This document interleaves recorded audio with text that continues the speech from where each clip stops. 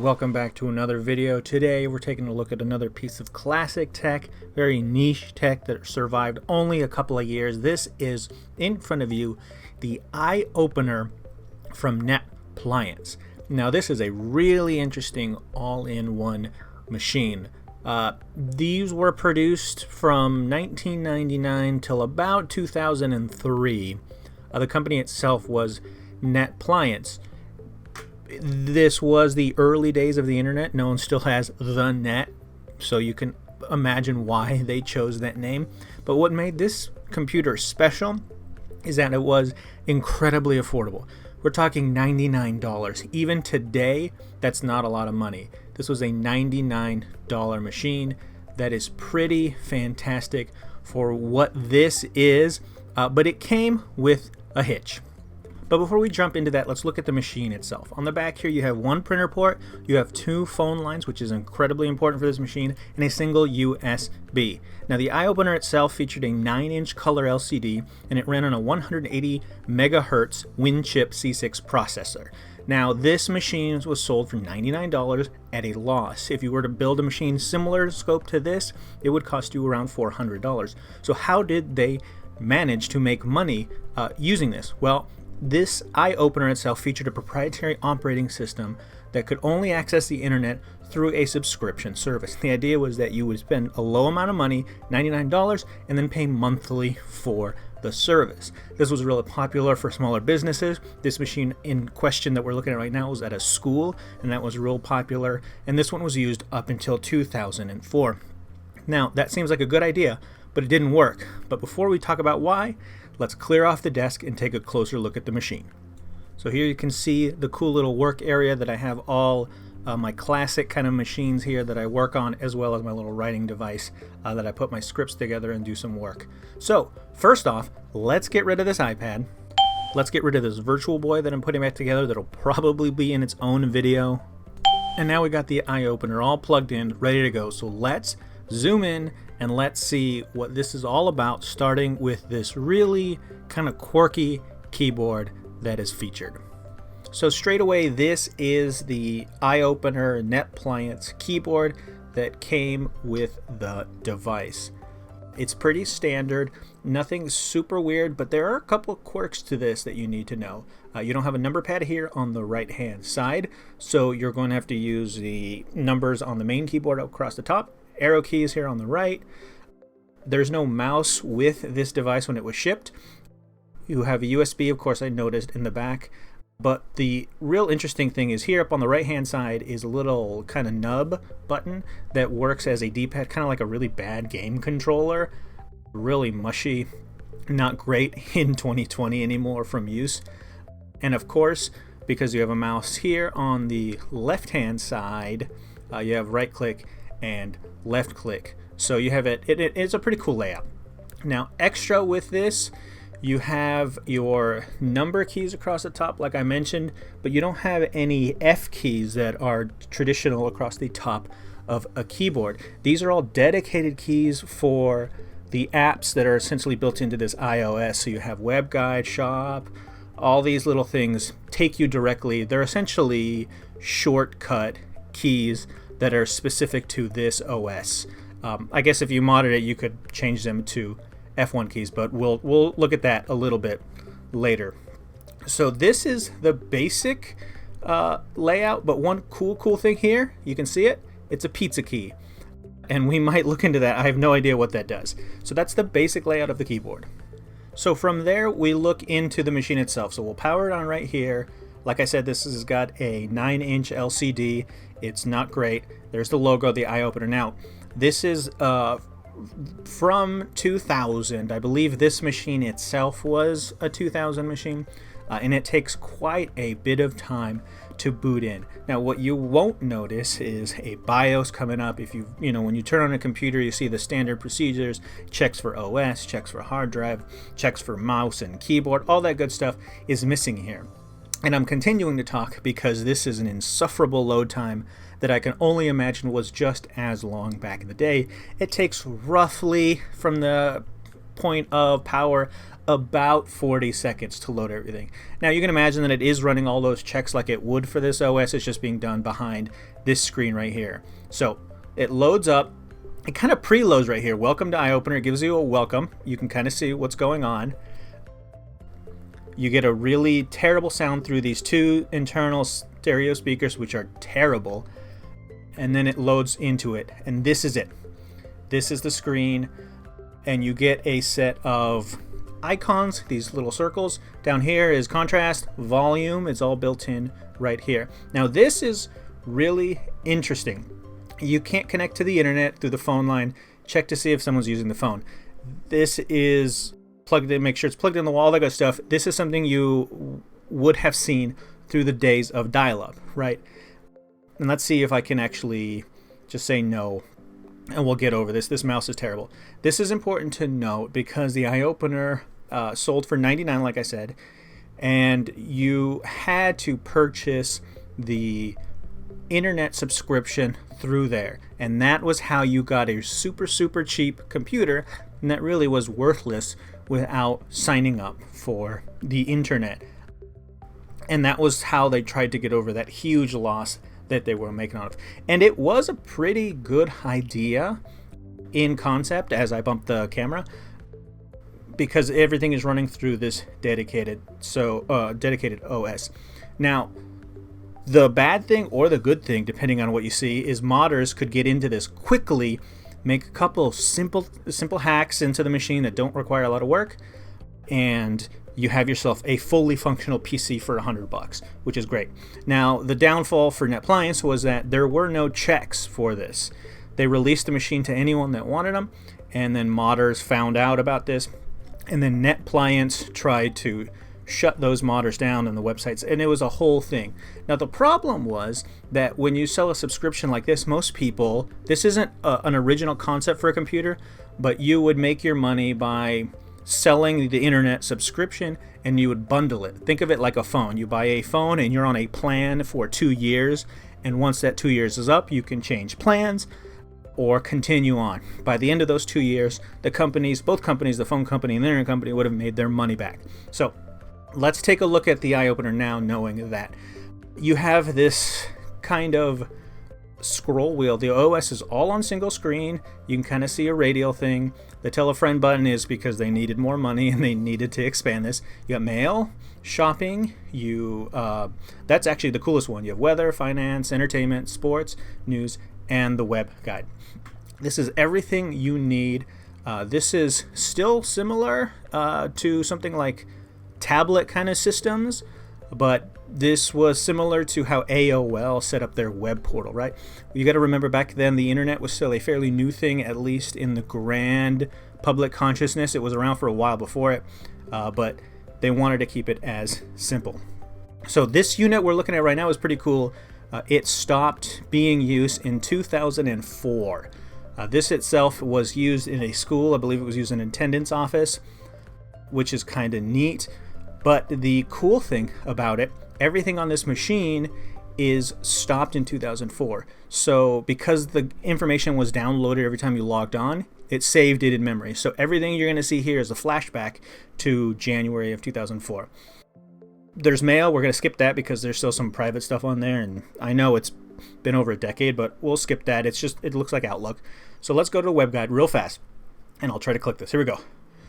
So this is your main portal that kind of goes a little bit more in depth, as you would see on the iOS. You got categories here, all different sorts of things: news, health, automotive, home and garden, adventures, family, and so on. You can browse the web here, and you can search the web.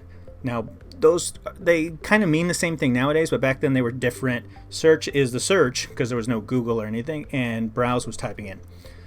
It's pretty basic. It's charming to me. I actually kind of like this idea, but this is when essentially the internet was a lot smaller, right?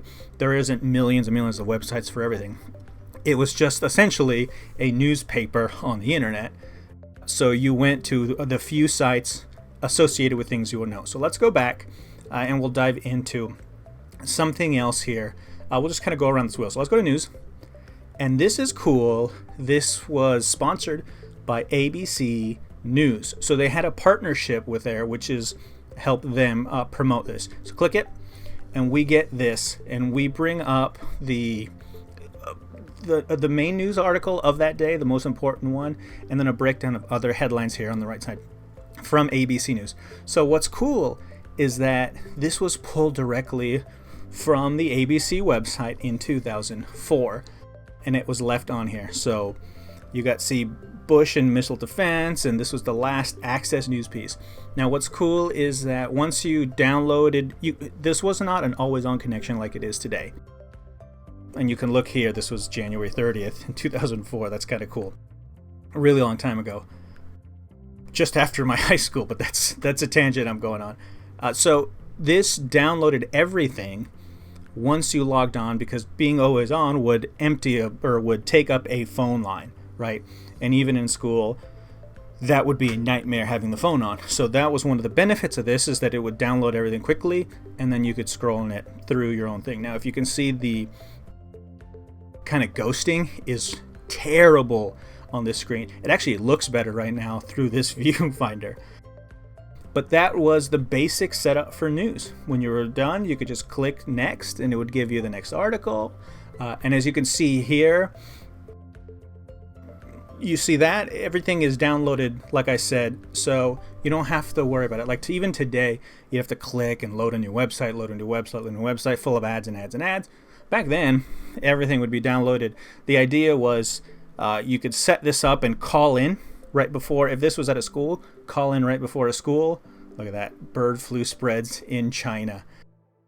Wow, we're in the middle of a pandemic right now. You can see what we were doing and looking at the SARS outbreak, things that were happening in 2004. Everything is a big circle. It's cyclical. This is crazy. So let's jump back out of the news, but you kind of get the idea. You would download all this at the beginning of the day before you go in, have everything, and then maybe at lunch and maybe before you go home. So let's go from news. Let's go to sports if I can. Actually, this is kind of cool. We're programmed to tablets today, so I want to touch it, but it doesn't work that way. So let's go to sports from ESPN. This is 2004 again, so I don't know what was happening. This is cool. It pops up. So what we can see here is the highlights. Federer becomes top guy. He's still was a top guy for just a couple of years.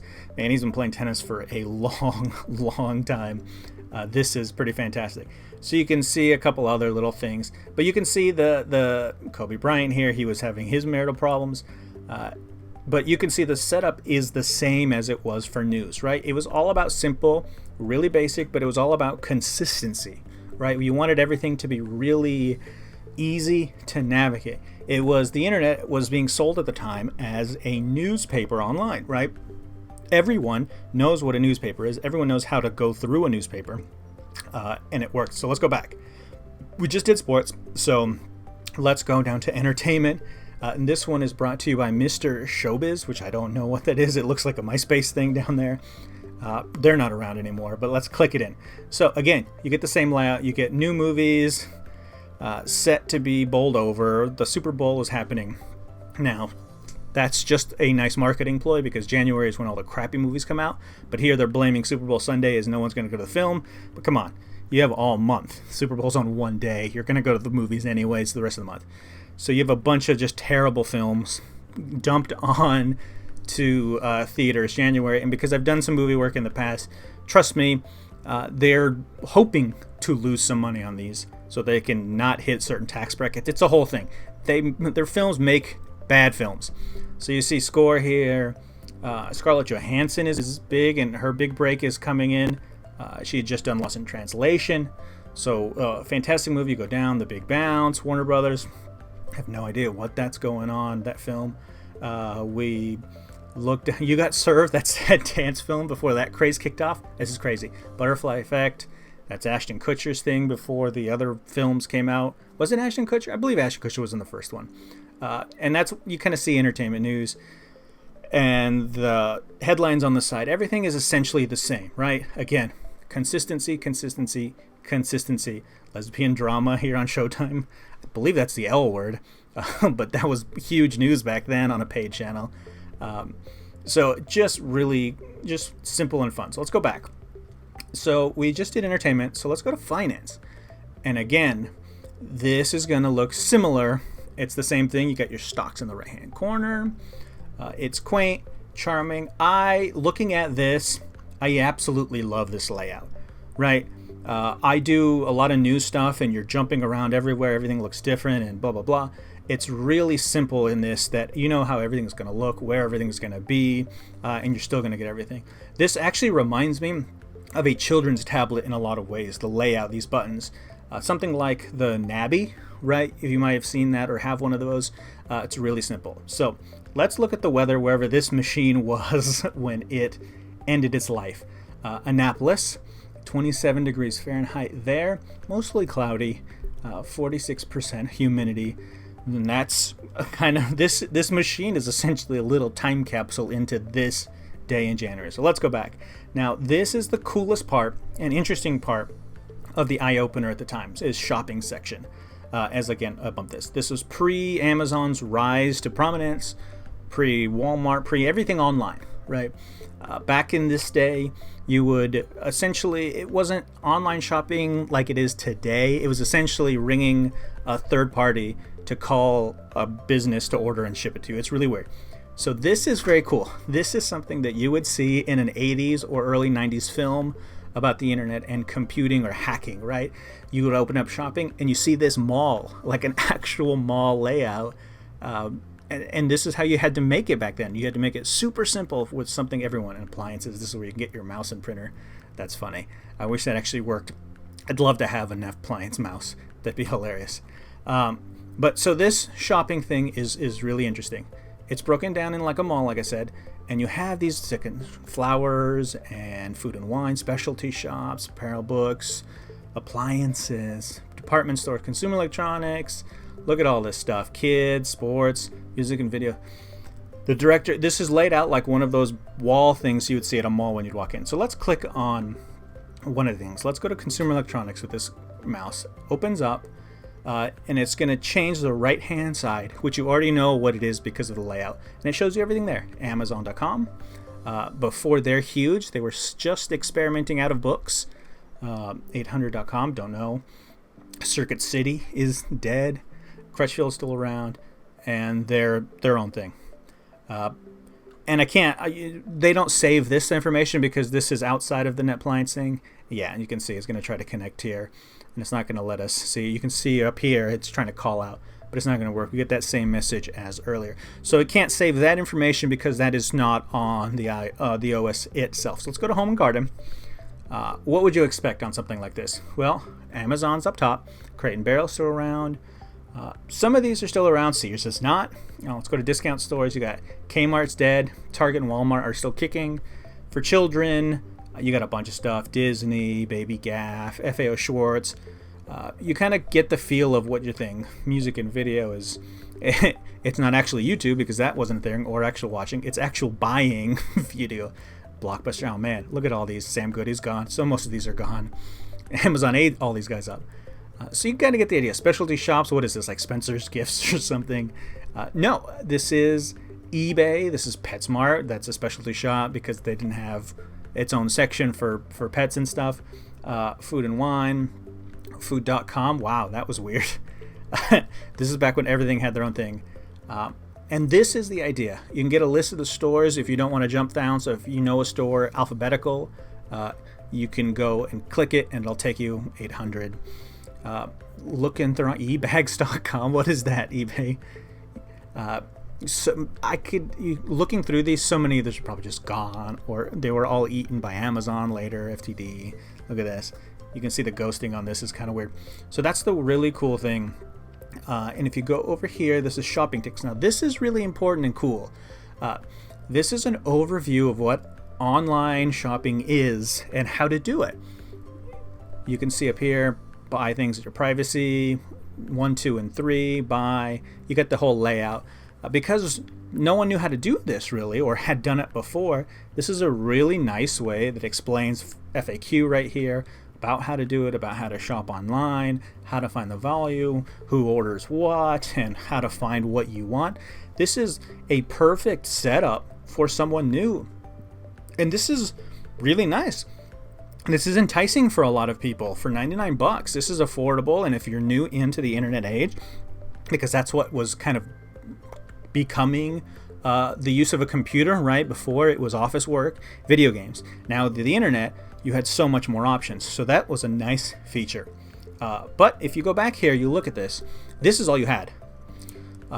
And you had to be stuck with this for a monthly subscription. Now the mod itself, this has a flash memory system. You could mod this, and they found this out fairly quickly.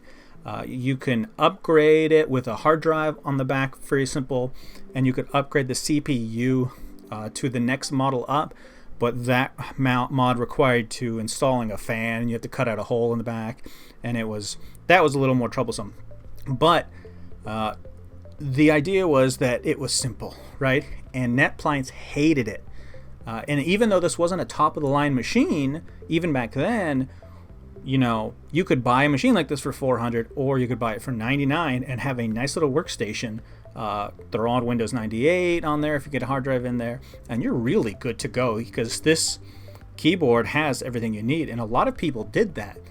And a lot of people online, there are stories everywhere from the day that ordered the machine with the intention of buying the service, forgetting about it, right? Because it's a instant purchase for 99 bucks.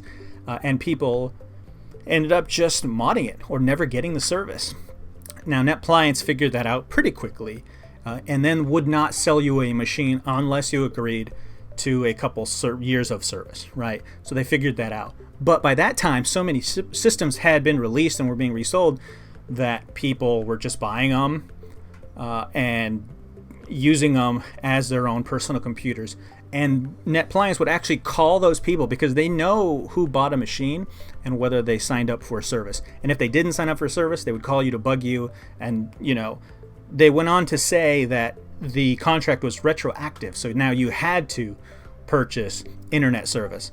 Some people probably fell for that, but most people just said, you know, hung up and said, screw you, we're out of here, and we have our computer.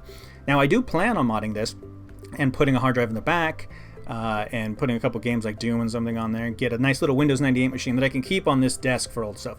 So that's it. I mean, that's Netpliance Eye Opener. Thank you for taking a look at this. Hopefully you liked this video. You got some cool information. If you liked it, subscribe.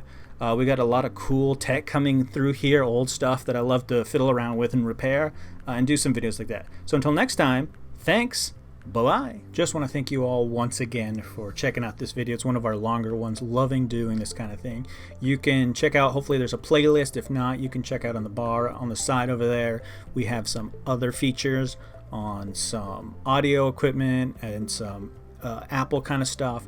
Check those out. That'd be a lot of help to us. Follow us on Facebook. Leave a comment if there's something you'd like to see in the future, and we'll do our best to get that to you. And any ways we can kind of make this better. And if you want more information, whether it's gaming related or tech related, head over to gambitmag.com, as we have new content on the website every single day, as well as video content over on the Facebook page too. So thanks again, and we'll see you real soon, we hope.